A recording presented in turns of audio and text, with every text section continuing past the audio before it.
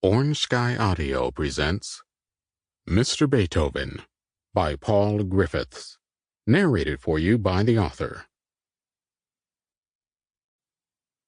Mr. Beethoven by Paul Griffiths. 1. The Cabin. Mr. Beethoven. The person so addressed, lying in the narrow bed built into the far side of the small cabin, moved only with the gentle roll of the ship. Eyes and mouth were closed. There was no sound. The boy, without stepping forward any further from where he stood at the doorway, his trailing hand still on the brass knob he had lately swiveled open, tried a louder call. "Mr. Beethoven!" Still nothing.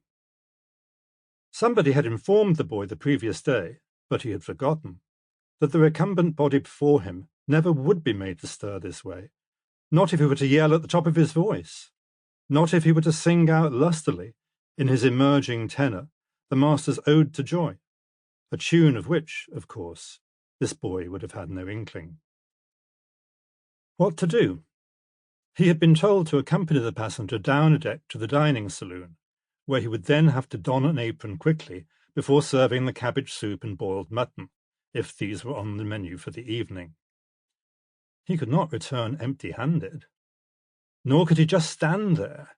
He was already at risk of taking longer over this mission than the steward would have been expecting. Could he have misremembered the name? No. The spelling would probably have foxed him, but he could reproduce what he had been told pretty well.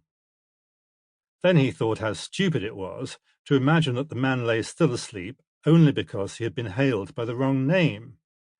Any sound at all should have had him blinking awake, even the click of the latch. The boy did a loud cough, having first raised his hand to his mouth for politeness. He took it down. Who was watching? And coughed again. There was still no response, and the boy, with no means to know why this passenger continued to lie so still, felt a cool flush just under his skin.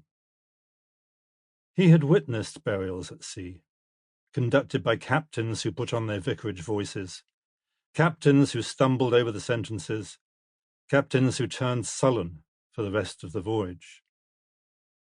He stood there, nothing happening, while down below the other cabin passengers would be looking about them with feigned nonchalance, and the steward would be standing smiling, a napkin over his horizontal left forearm, as if...